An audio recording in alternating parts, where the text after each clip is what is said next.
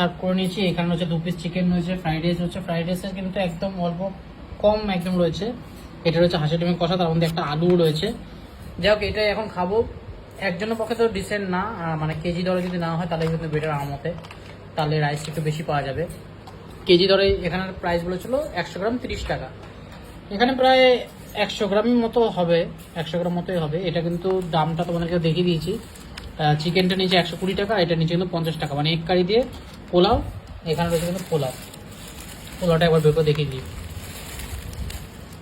এই হচ্ছে পোলাও, এটা গোবিন্দভোগের চালের পোলাও, গোবিন্দভোগের চালের পোলাওটা কিন্তু বেশ ড্রাই আছে, ওরকম মাখা মাখা না।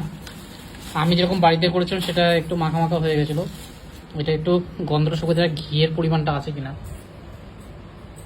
বেশ ভালোই কিন্তু গন্ধ বেরোচ্ছে, দারুণ লাগছে। যাই হোক, চলো এই দুটোই টেস্ট করে দেখা যাক। ফার্স্টে একটু এই লাল লাল হাঁসের ডিমের কষা, এটা দিয়ে একটু ট্রাই করে দেখা যাক। দাম অনুযায়ী ঠিকই আছে, এবার টেস্টটা খেলে বোঝা যাবে। বিরাটির এই দোকানটা কিন্তু অনেকেই আগে, একটু খেয়ে দেখি।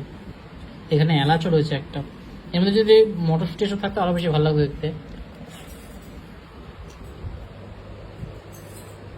টেস্ট আছে, সত্যি টেস্ট আছে, দারুণ খেতে। ডিম কারিটা ফ্রাইড রাইসে দিয়ে দেখি। ফ্রাইড রাইসটা বেশ ভালো, অল্প করে ফ্রাইড রাইসটা মোটামুটি। তোমার কেমন লাগছে? মোটামুটি। এটা ভীষণ মিষ্টি। মিষ্টি, আর একটু মানে বয়েল হলে ভালো হতো চালগুলো।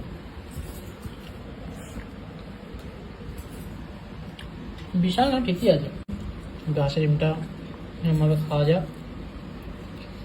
আগের দিন তোমাদের সাথে একটা হাঁসের ডিমের রেসিপি শেয়ার করেছিলাম, ফুলকপি দিয়ে করেছিলাম, ফুলকপি কষা।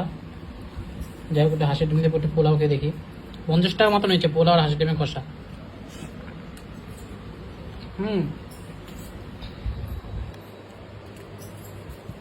হাঁসের ডিমটা ভালো, দেশি না।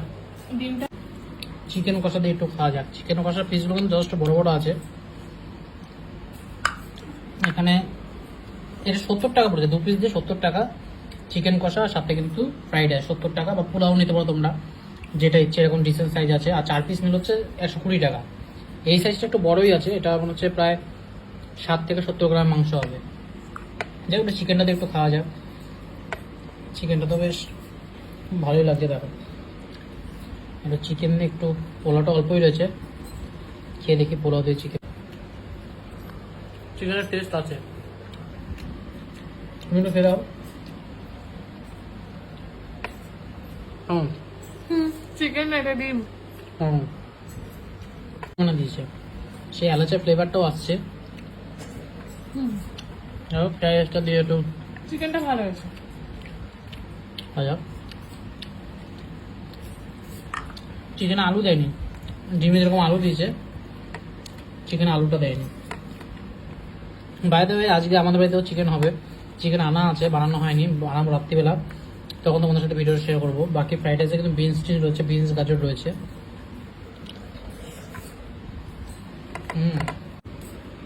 যাই হোক, আজকের মতো খাওয়া শেষ,